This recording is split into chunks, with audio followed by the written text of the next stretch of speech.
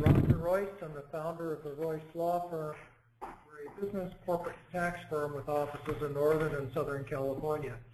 And today's webinar is on trade secret missteps and surprises.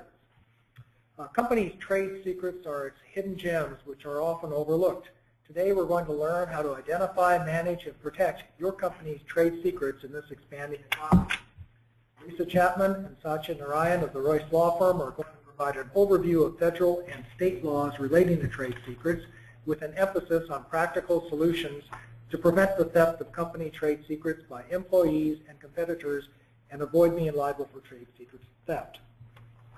So before we start, I want to just let you know a couple of housekeeping items. You'll notice on your screen in the upper right-hand corner is a dialog box. If you have questions, go ahead and type those questions into that box. We'll collect those, and if we have time at the end, the speakers will go ahead and respond to those questions. Secondly, I just want to remind people that we are recording this webinar, and we are going to post it on royceuniversity.com. You will also find the audio available for download as a podcast in the iTunes Store.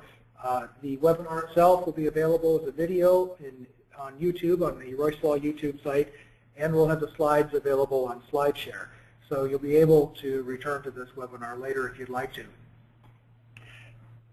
Finally, just a couple of announcements. We have an upcoming conference, not a webinar, but a live conference coming up on May 12th that the Royse Law Firm is sponsoring on AgTech. That's agricultural technology companies.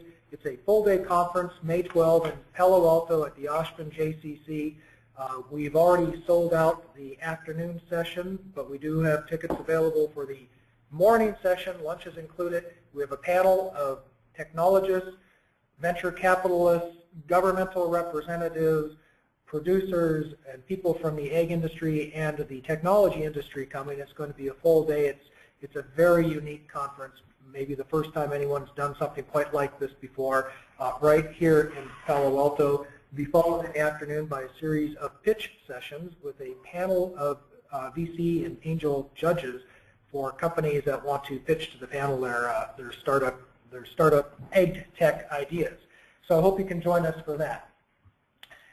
So I'd like to introduce our two speakers today. Our first speaker is going to be Lisa Chapman. She's an attorney here at the Royse Law Firm. She represents startups and mid-sized companies and has been doing it for over 20 years in the areas of employment counseling, employment litigation, commercial litigation, and trade secret litigation, since they seem to go hand in hand. She has experience as a trial lawyer, and with that experience can counsel companies on employment compliance issues as well as trade secret issues. Also with us today is Satya Narayan. She is a lawyer here at Royse Law Firm. Her practice is focused on intellectual property protection, licensing, and commercial transactions. She represents clients ranging from startups to established public companies and multinational companies in several industries: software, e-commerce, cloud, digital media, and content, semiconductor, solar, and medical device companies. And so with that, I'm going to turn it over to you, Lisa, to start the webinar.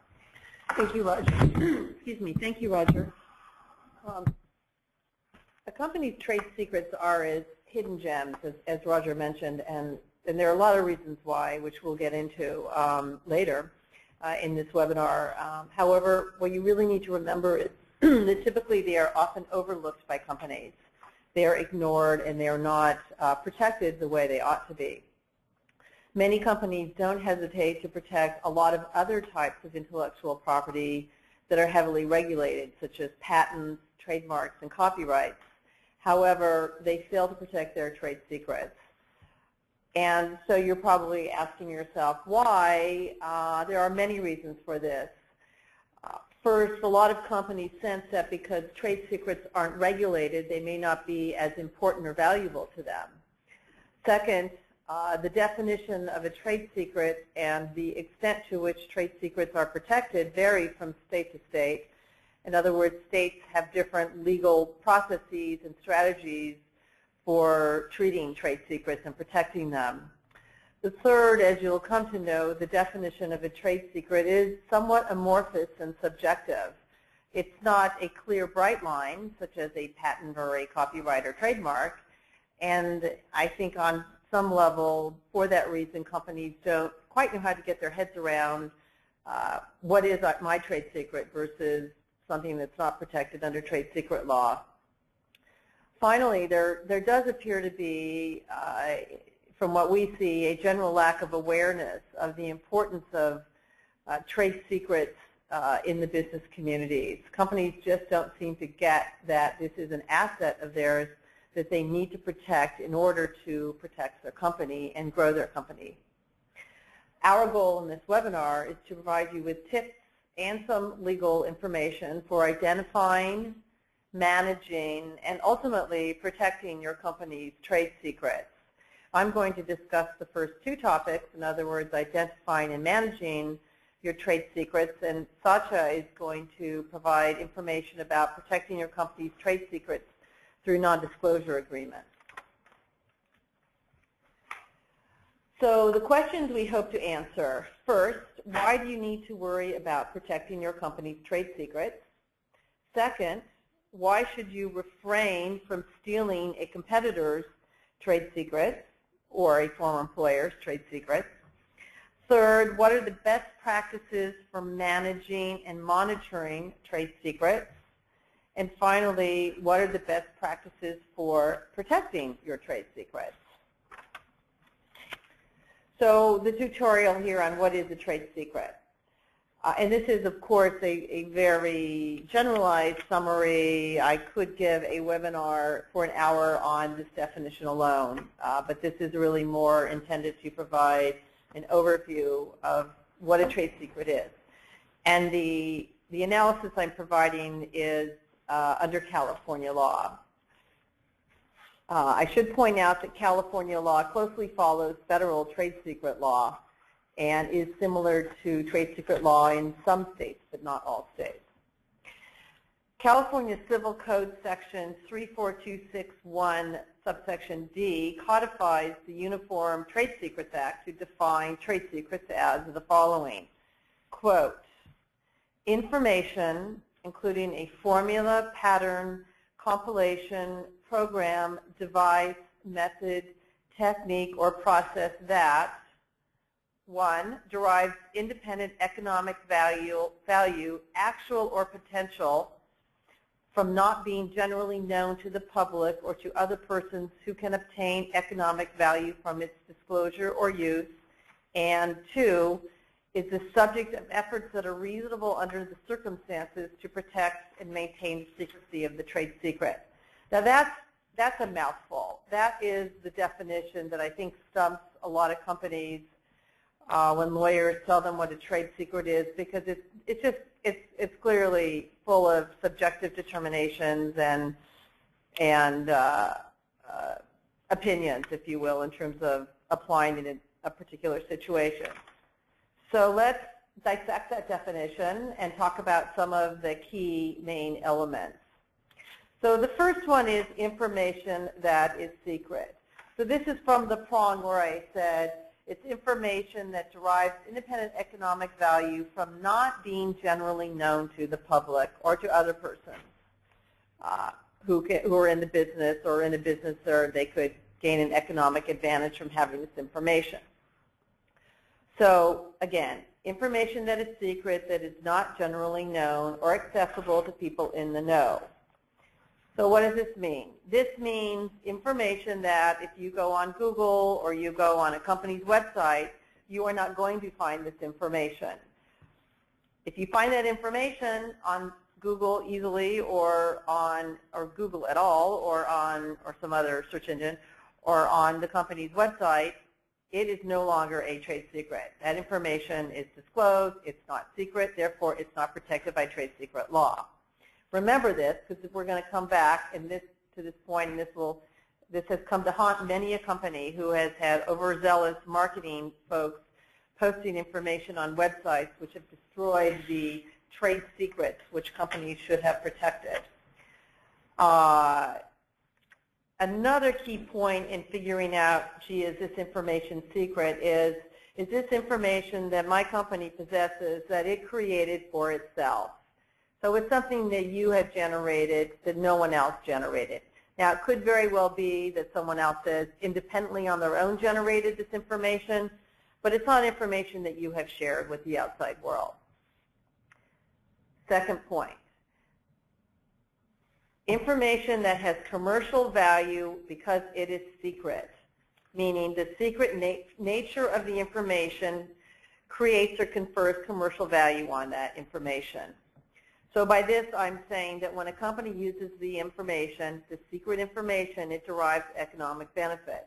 It's used directly or indirectly by companies to grow their company and create profit for their company or future profit. So it's not just information that's laying out there that a company doesn't actually use to run its business. It has to have some actual economic value. Third, information that the owner has taken reasonable steps to keep secret.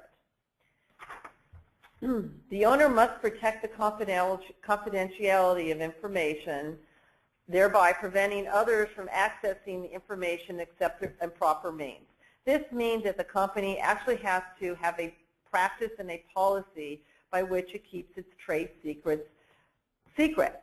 And the only way someone can get its trade secrets or get access to its trade secrets is if they use quote-unquote improper means, i.e. they steal the information or they somehow get it in a manner where they didn't obtain the approval of the company prior to getting access to the trade secrets. So this is very, very important. Even if information is confidential, just say, for instance, your software or your customer list. If you as a company or a founder of a potential company do not successfully keep this information secret, it will never be considered a trade secret, and you can never have this as a true asset of your company. Anyone can use it. So you have to ask yourself, which I'm sure you are, well, how do I keep this information secret? The first thing you need to know is the only folks you can allow access to this information is those individuals or companies who have a need to know this information. Now, if you're a company that is in the financing stage or you're looking for VC funding, yes, of course, you are going to have to reveal some of this information to potential funders. But be careful, and Satya can talk to you about the NDA aspect of this. But remember, only give this information to people that have a need to know. Do not stand up at a pitch meeting and tell 25 people in an audience what your trade secrets are or enough information about them. Because if you do that, then you're going to lose a major asset of your company. So let's drill it down in terms of how you keep certain types of documents confidential. Customer list, business information or technology information. Don't keep this information on the internet, number one. Don't publicize tombstones on your website if you're a service provider and tell everyone who all your clients are, or if you're just a company selling a product, don't announce to the entire world on the internet who all your customers are. That's not to say you cannot have announcements when you land a big deal or a project, but be careful about what information you publicize. With respect to the same information, don't provide access to all of your employees. Don't give all of your employees or contractors access to this information. Only those folks that really need this information should have it. So if you're talking about software, give it to the folks that are actually working on that project. Don't give it to the accountants. Don't give it to the salespeople. If you're, ask yourself about your customer list. The software developers don't need to have your customer list. The salespeople don't need to know the entire list of customers. Be very, very cautious how you parse that information out.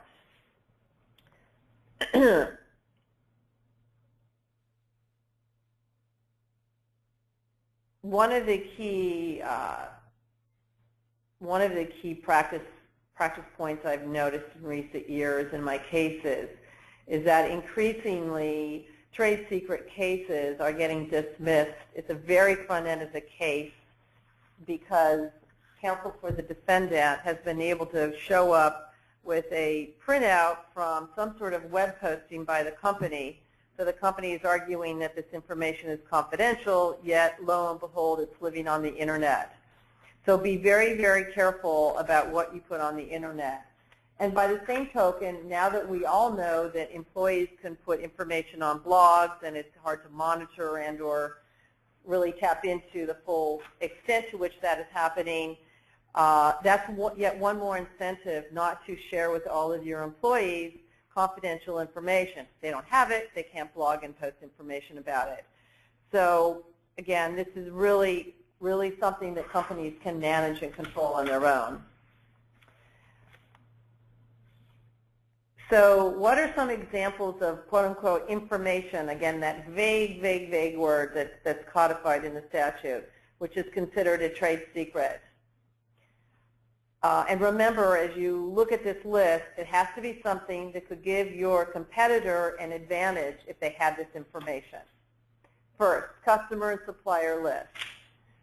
So in that vague list, let's break it down. This would be customer key contact information in terms of the name and information about the supplier or the individual at your customer site that you're interfacing with. Pricing list. Information about pricing is hugely confidential because if your competitor knew all your price points, they could simply undercut you by some small amount and thereby have access to your client base, and you may lose some business. Customer preferences, another key, huge type of customer list, confidential information. In other words, customer likes their widgets in red versus blue, etc. And then finally, a history of the customer purchases and orders. This can allow, if a competitor had their hands on this, they can see in what month your customers place their orders, geographic preferences, and that sort of thing. Next up is negative information, so what not to do. This is information about strategies that are not successful. Third, manufacturing methods. This includes processes, orders of production, assembly, and outsourcing. Next, software code. This is obvious. I think we all know that is going to be a trade secret. Next is marketing and finance plans, such as plans for the acquisition or merger, borrowing, etc. Anything that has to do with where your company is growing, which might show you're expanding into certain areas. Or plans for strategies, new products or services. And so why does this matter? This is your company's secret sauce. This is what makes your company special. It's what makes buyers purchase your goods and services rather than those of your competitors. In what context will you have to deal with potential trade secret theft? There's two main situations. First, in a defensive posture, and then second, in an offensive posture. So taking the first, defensive posture. When you form a company which competes with your former employer or one of your employees' former employer, it's very likely that if you end up doing the same thing that those companies did, you may be accused of violating trade secret law. So how do you limit this? With respect to your employees, when you bring on employees who are working in the same industry as your former employer or their former employer, make sure you tell your employees not to use trade secrets. Have them sign documents which tell them they cannot use their former employer's trade secrets and that they will lose their job. Be very mindful of not stepping into the fray with the former employer of your companies, because you will be liable, your new company will be liable if your employees steal the trade secrets. When your employees join your company, your competitors' employers, join your new company, look at their LinkedIn profile, see what they're saying. Make sure they're not saying things which could create trade secret dilemmas. And you should work with counsel in these situations. When you're forming a company, if your company is going to compete with your former employer, you really need to have a game plan, a strategy set up, because you should anticipate that you will receive, at a minimum, communication from your former employer telling you to cease and desist and stop stealing their trade secrets, etc. So there are a lot of strategies. methodologies that can be used to provide a good defense at the front end and hopefully come to an amicable resolution, but this needs to be carefully strategized and thought out, and it's a much bigger topic than I could cover in this situation. Second is in the offense. So this is when one of your employees attempts to form a business or takes a position with a competitor and attempts to steal your trade secrets. Go on the offense. Immediately contact those companies and tell them that you believe there may be trade secret theft going on, and ask them to confirm that it's not happening. Again, long-term strategy, you need to be very proactive and not sit back and watch and see if within a year you're losing customers. You have to act fast immediately. So, bigger question, how do you avoid being accused of trade secret theft? How do you avoid a lawsuit? So mainly this is on the defensive position. So don't steal or use trade secrets of others. Don't create the impression that you may be doing so by, one, starting a business in the same industry or niche as your former employer, or working with their same customers. Be very careful about communicating with their customers and contacts, and try and create some sort of wall between what you're doing and what they're doing. I typically recommend that my clients have some kind of cooling off period if they're going to form a business that competes with their former competitor. I know it's not always possible, but it is good if you can do it. Another recommendation I typically make is avoid trying to steal their your former employer's key customers. It's not going to lead to anything good. That will definitely bring on it, I would imagine, at least that's what I see here, a series of nasty letters, which will be a horrible distraction to any new business.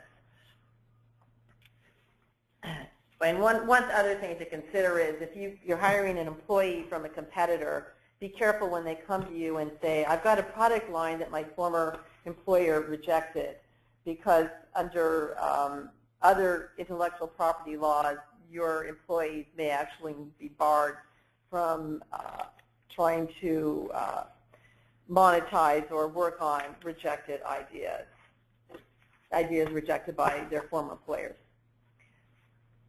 So trade secret litigation, just a few comments on this. The risks are extremely high. Dollar-wise, a typical number that I throw out to potential clients that are forming new businesses and need to sort of wrap their heads around the risk is $350,000 to $500,000 in legal fees. So it's really worth it to avoid this, because that same money, your seed money, can be unfortunately sucked up by legal fees if you get drawn into litigation. So what do you do if you're accused or sued? My recommendation is typically to try and resolve this amicably through negotiations with counsel, and try and come up with a win-win strategy, either staying away from your former competitors, customers, or key customers, or coming up with a licensing deal so that you maintain a business relationship with your former employer that satisfies everyone. So who has liability in a trade secret case? Big question. Individuals and companies. The definition is very broad. Everyone that knows or should have known about the trade secrets is liable for trade secret theft. So if you hire one of your competitors' employees and that person comes to you and is bringing to you a proposal that's very similar to what that person's former employer is doing, you should know that that information may contain trade secrets. A court might very well determine that you should have known. You should have known, and therefore you had a duty to make sure that the trade secrets were not of that former employer, your employee's former employer, are not being violated. Typically, trade secret lawsuits are claims that are brought against not only the employees that stole the trade secrets, but their new employers. So be careful when you're poaching the employees of a competitor. It's possible to do this, you just need to take steps. What are the damages? Damages may include any of the following: actual lost profits, or unjust enrichment, so money that the new company that stole your trade secrets earned, which you should have earned. Royalties, injunctive relief, which is, in other words, an order telling a company not to do something, i.e. not to solicit certain customers. Punitive damages, attorney's fees, and costs. So the risk here is very high. And just as a practical matter, being in Silicon Valley representing a lot of companies, I typically see 1 to 4 trade secret theft accusation letters a month. So it's a common issue. What are the costs of suit that you'll face? Monetary, legal fees, of course. Intangible business losses. Your employees will be distracted. A lot of lost profit. And your business's reputation. With that, I am now going to turn the seminar over to Satya, who is going to provide you advice concerning how to protect your trade secrets through non-disclosure agreements. Thanks, Lisa. Thank you for that excellent introduction and identification of trade secrets and the importance of trade secrets as an intellectual property asset for a company. So I'm going to focus on non-disclosure agreements, confidentiality agreements. These are, the single most important tool to protect a company's trade secrets. There are, of course, classification of a trade secret, ensuring that you identify them, audit them, and put in the necessary policies internally to protect your trade secrets. But one of the key things here is to ensure that contractually you bind your employees, your consultants, and any third parties, customers, or strategic business partners with written enforceable agreements to ensure that your trade secrets are protected, as well as other confidential information of the company. Next slide. So just a quick primer, why enter into a confidentiality or non-disclosure agreement? Obviously, to protect your trade secrets and your confidential information. A non-disclosure agreement can be a standalone agreement. Sometimes it's just referred to as a non-disclosure agreement. Sometimes it's referred to as a confidentiality agreement. Sometimes it is in the form of provisions in an employment agreement, consulting agreement, or services agreement, or in a customer agreement. But the general discussion that I'm going to have here is really that we need to have confidentiality or non-disclosure provisions, that are pretty much equivalent to what you would see in a standalone non-disclosure agreement. When is an NDA needed? Well, before the company discloses and or receives information. Before the very first meeting that you have with potential customers or partners, or a potential partner who's going to join you in your business to co-found the company, you need to think about having an NDA in place if you are bringing trade secrets or confidential information to the table. Key terms of a non-disclosure agreement, it would typically have a definition of confidential information, some standard exceptions, for example, if the information is already generally publicly available, that would be a standard exception. And it would have a description of, what is the scope of the use. It would describe what are the recipient's obligations and what are the circumstances in which you could have a permitted disclosure. The non-disclosure agreement would have a term for disclosure, and as well as another item that was discussed in the slides to come is whether there should be a term for protecting the confidential information itself. And of course, there will be some other key terms. The most important thing, that I want to make here really is that, I recognize, everybody, every entrepreneur and every company that's been around is familiar with non-disclosure agreements and confidentiality agreements. The problem is that sometimes, you see them so ubiquitously used that you think that they are standard or boilerplate, and that's where the problem starts to arise when you don't pay attention to the actual terms of the confidentiality agreement, and then you start seeing, gaps and issues that can come back to bite you later when you're trying to protect your trade secrets. Next slide, please. So, starting right at the beginning, what is confidential information? It's a term that's going to be defined in the non-disclosure agreement. But right there, you can have a broad definition or a narrow definition. Disclosures of information typically want a broad definition. It would typically be, any and all non-public information disclosed, including, but but not limited to trade secrets, customer lists, and it'll have a long list. Definitely want to include the word trade secrets in there.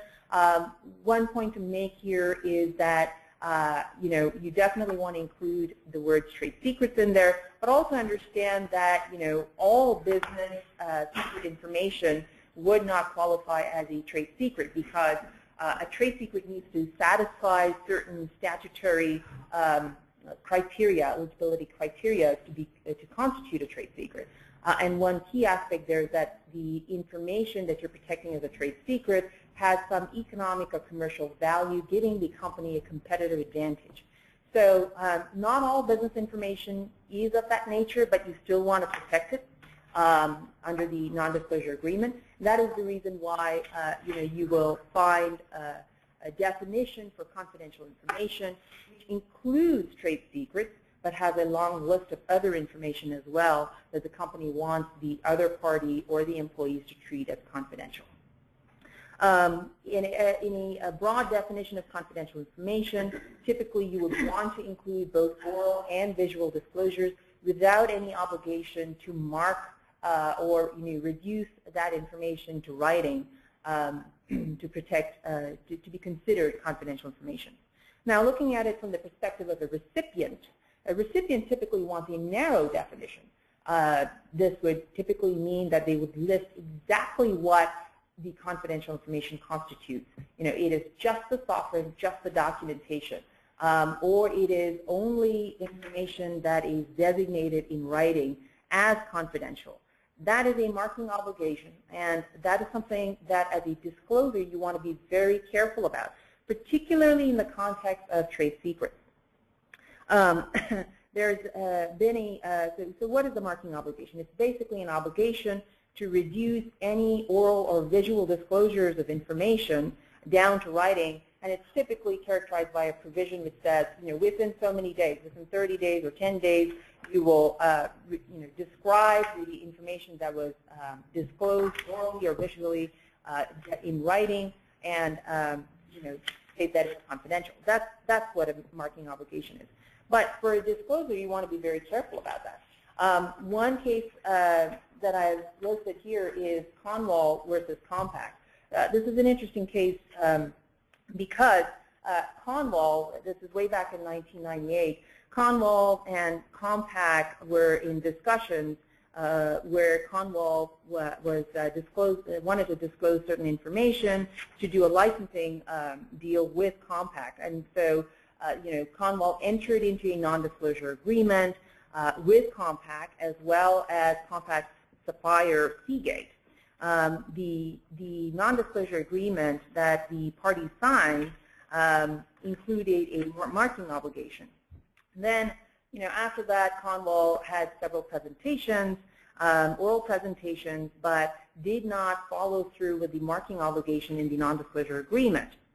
Negotiations broke down, no licensing deal occurred, and then some years later, Seagate, Compact's supplier, started making a disk drive with some of the technology that had been discussed by Cornwall during the negotiations. So Cornwall sued. At court, Cornwall acknowledged that it had failed to abide by the non-disclosure agreement's marking obligations.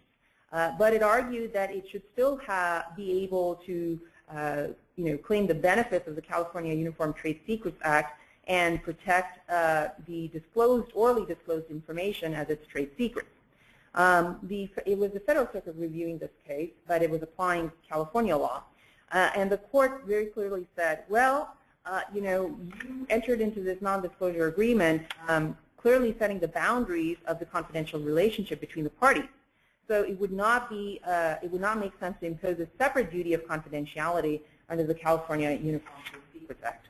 Because the information, the oral information, clearly fell within the subject matter of the non-disclosure agreement that contained the marking obligation, which Conwell failed to comply with, the court essentially held that Conwell had lost all trade secret protection at the moment of disclosure. So, if you are a discloser of confidential information, be very careful.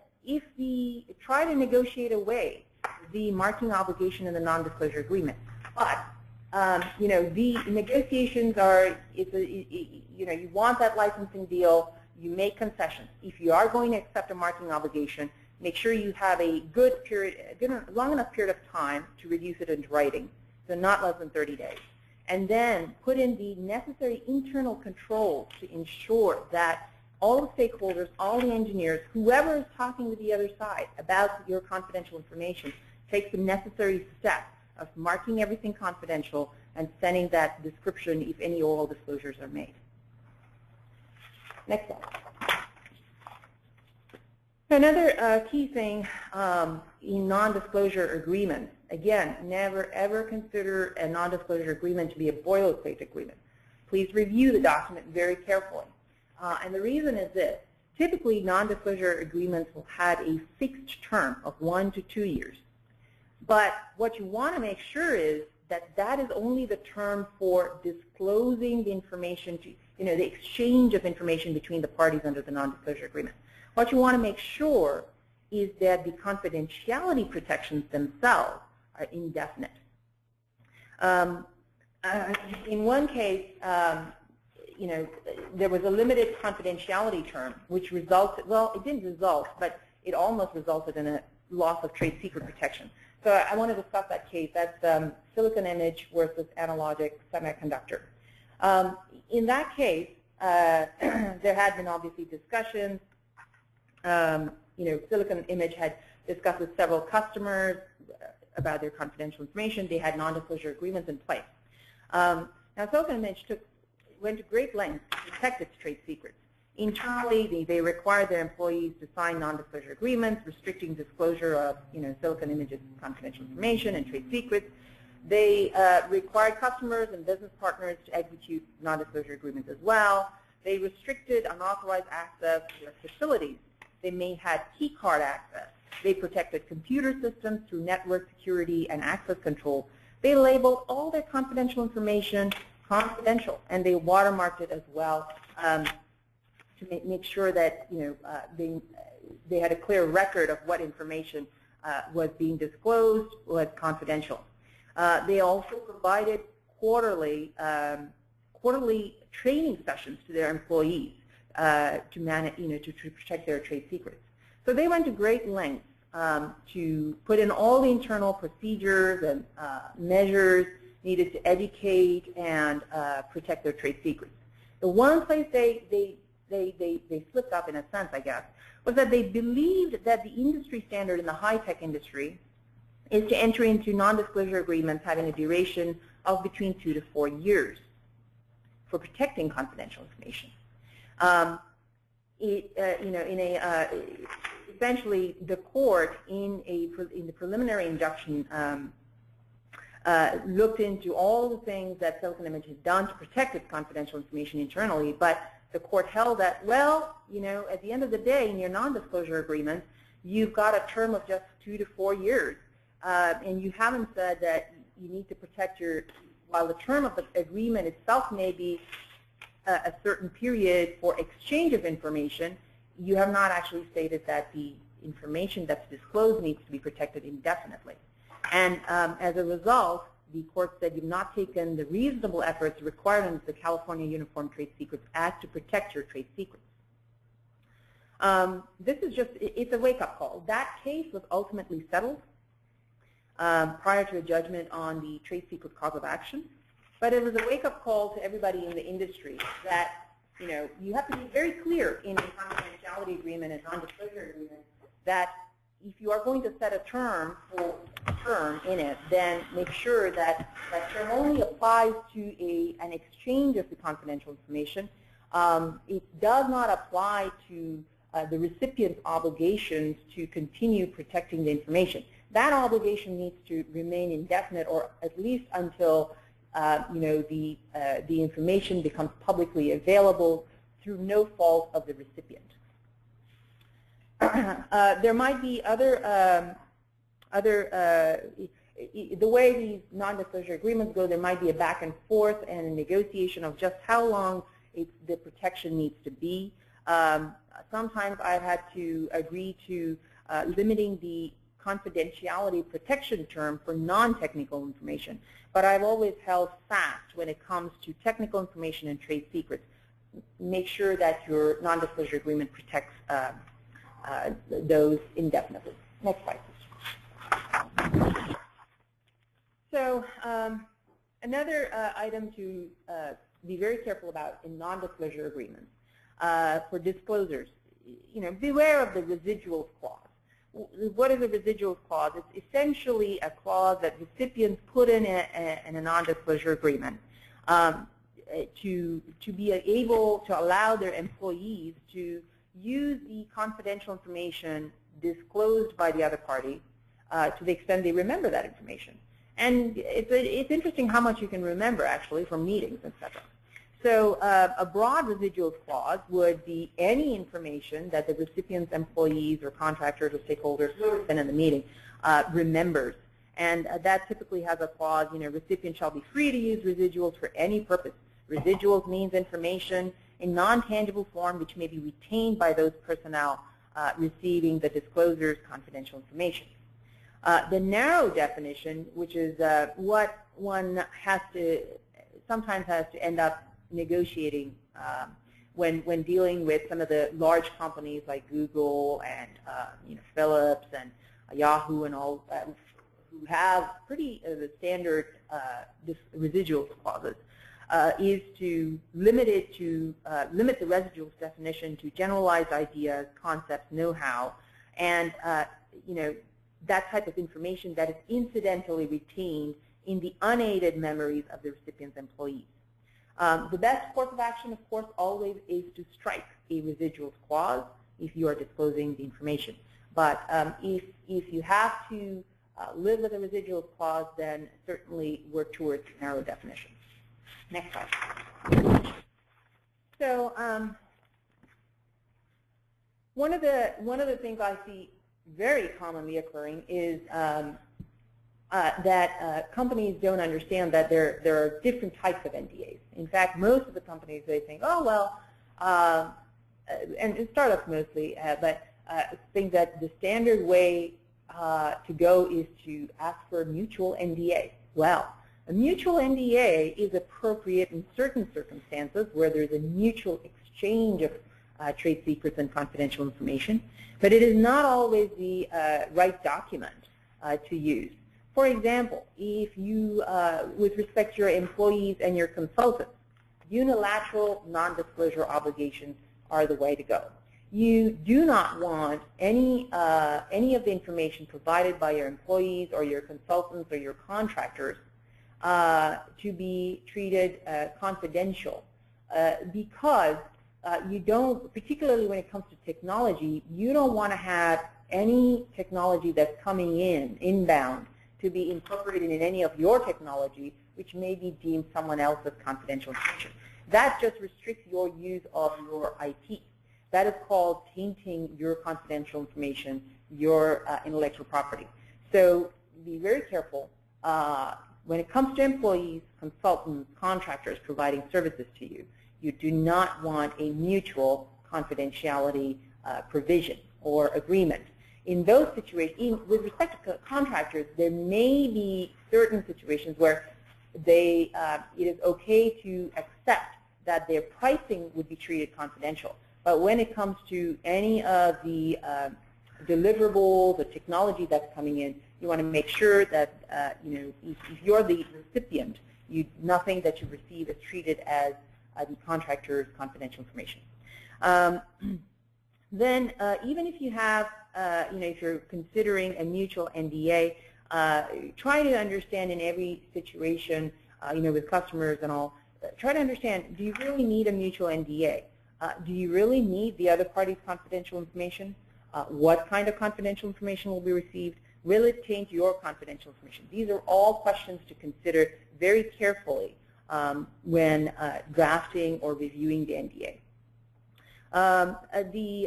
Also, one point I'd like to make with respect to mergers and acquisitions, M&A transactions, investment transactions, I've seen a lot of companies just use the standard commercial NDA. That may not be the right way to go. Strategic objectives in an M&A deal are very different. Additional provisions may need to be considered. For example, the whole negotiation process, the fact of the transaction occurring, all of that is confidential, and you need some additional provisions in the non-disclosure agreements to address those.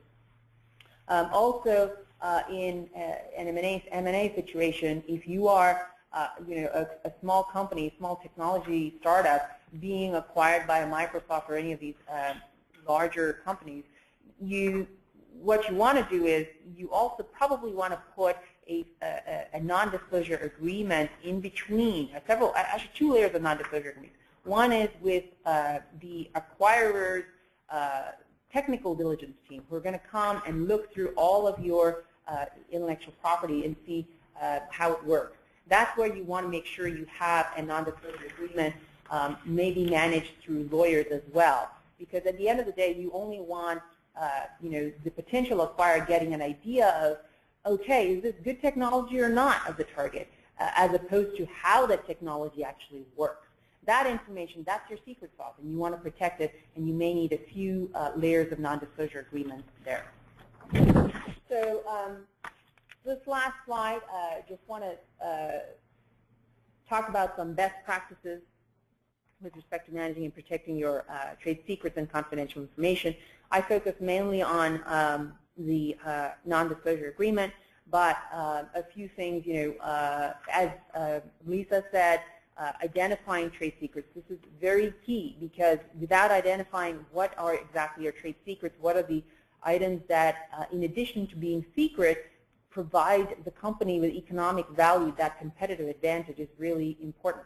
Because once you've identified that through a trade secret audit, you need to take the measures that are required under the California Uniform Trade Secrets Act to protect them so that they are recognized as a trade secret, which is different from just being recognized as confidential information. You need to you need to use reasonable efforts to protect them, to give them that status of a trade secret. So a trade secret audit is the first step towards that. Maintain policies to protect your trade secrets and confidential information. Sometimes companies have trade secret policies, intellectual property policies, but in addition also have a document, classification, retention, and destruction policy, so that everything is done, retained, and disposed of securely. Maintain security and access levels through the company. As Lisa said, not all employees, not all consultants need to know your secret sauce or every aspect of your business. So limit that access, and security and access levels policy would go a long way to do that. It would also have descriptions on logbooks and what needs to be logged as particular information, which employees had access to, etc. Then limit access to confidential information and trade secrets. Conduct exit interviews to ensure that the employees have returned all of the trade secrets and confidential information in their possession. No notes or records are being retained by those employees. Educate stakeholders, sales teams, and the engineering teams. The first step here is never disclose the company's confidential information to anyone without the execution of a non-disclosure agreement or confidentiality provisions in an enforceable separate agreement. Limit disclosure of confidential information.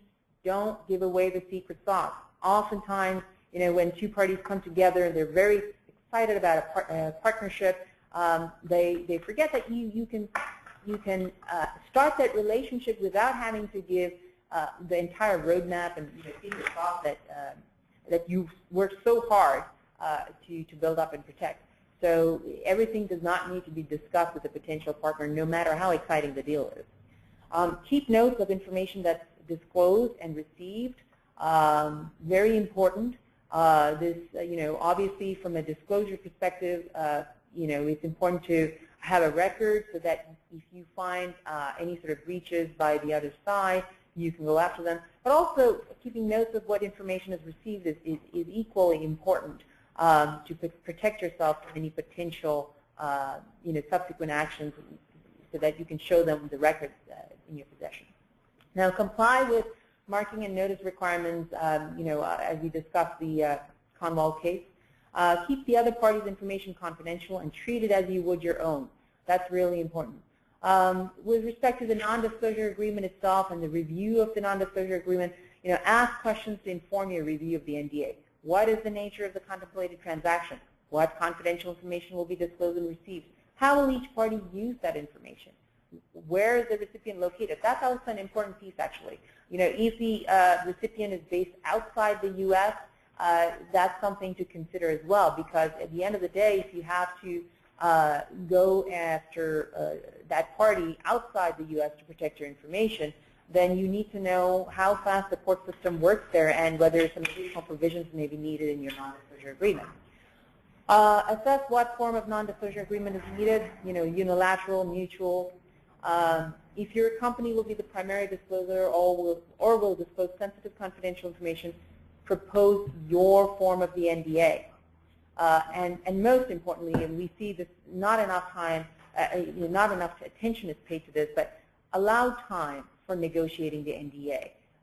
You want to start everything with a document that is adequately protective of you, and too often we find that clients treat the non-disclosure agreement as a boilerplate document without paying attention to exactly what needs to happen. With that, we should open the floor to questions. Thank you, Satya and Lisa. I'd like to remind you that if you have questions, you have a dialogue box, a comment box in the upper right-hand corner of your screen. You can go ahead and type your question in. We'll either take it here or we'll get back to you offline. So I have a couple questions just listening to this. I guess this first one is for Satya. I hear a lot that people believe that NDAs are pretty standardized, and they just sign whatever the party sends over on the assumption that this is just a standard document. We don't really need to spend a lot of time looking at it and reviewing it. In fact, you can even pull these off of some mobile applications now, and they have very little in them at all. If you look at them, it's kind of like we agree to keep confidential. That's about it.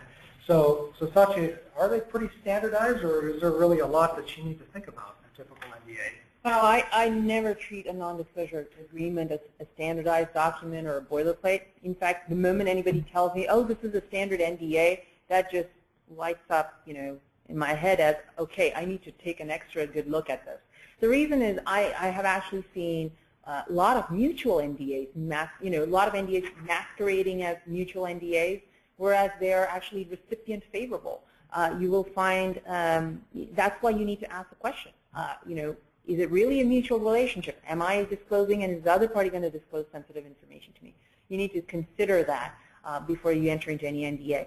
I've seen mutual NDAs that are very recipient favorable, including provisions. They will add provisions such as, capping the liability and disclaiming consequential damages, which are really the only method of the type of damages that would result from a breach of the confidentiality obligation. Also, those are the kind of NDAs that would have a limited term for protecting the information, like 2 years or 4 years.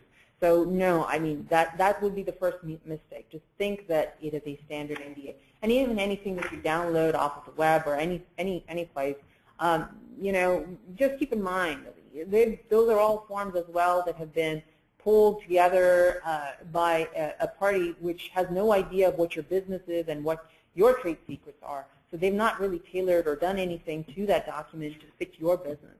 That's the value that you would get from, contacting a lawyer who does this on a day in and day out basis to walk you through and get you the right document. Okay, thank you, Satya. So, Lisa, you know, companies around here, they oftentimes will start up and grow pretty quickly, and they all start off with our usual package of an offer letter and a proprietary information agreement and invention assignment. A lot of times these documents don't all get signed, and we don't find out about it till due diligence in a financing or an acquisition. And I wonder just how big a deal is it if we don't have invention assignments for employees and or consultants for that matter? Is that something that can be fixed, or is it a really big problem? First thing you asked me was how big a deal is it, and the answer is it's a really big deal, especially in the context of an exit event for a company, because due diligence will reveal this, and the acquiring company will maybe ask, gee, is it really your asset or is it someone else's asset? And you don't want to be in a situation where you've got hopefully millions of dollars on the table and you have to say, gee, guess what, I have an NDA or an inventions assignment agreement. So to Satya's point, you do need to carefully document the relationship with folks that you give your assets to, your trade secret assets to. It's really not something you can be lazy about. There's lots of things you can be lazy about. You know, perhaps you use QuickBooks and don't get a bookkeeper, but this is not one of those. So it's a really big deal. Okay. One question that came in, or a couple of questions related to the same topic, and we hear this a lot, and this is probably for both of you, is how important is this a substitute, trade secret protection for patent protection? And how important is it to actually go get federal registrations and file patents, or can a company just rely on trade secret protection as a strategy, as we've heard some big companies have done? I wonder if you have an opinion on that. It is not a substitute for patent protection. If you think you may have a patent, you need to contact patent counsel and let them make that determination. This is not a decision you should make. Rely on a patent professional to help you make that decision. It's too big a decision. Right, and to add to Lisa's comments there, a trade secret is a trade secret only as long as it remains a trade secret. Now, if your product is out there and it unravels, a consumer buys it and unravels it and figures out how this thing works, then your trade secret's not going to protect you, because in that instance, that third party, unless there's a reverse engineering prohibition in an agreement they entered into, it's really not going to protect you. And a lot of mechanical devices and all have that precise problem, that once it's bought, you can undo it and then figure out how it works. Now, in those situations, a patent would have protected you for a specific period of time, but the trade secret is of no use. There are a lot of companies. The other thing to keep in mind is a lot of companies that are smart about this do a combination of patents and trade secret protection. There might be a product that they're getting out there that's going to be, it can be felt, touched, used, and for those they put in the patent protection, and or even for like beverages and things where they can be deconstituted to figure out how it's made. In some cases, for all of that, you rely on other protection.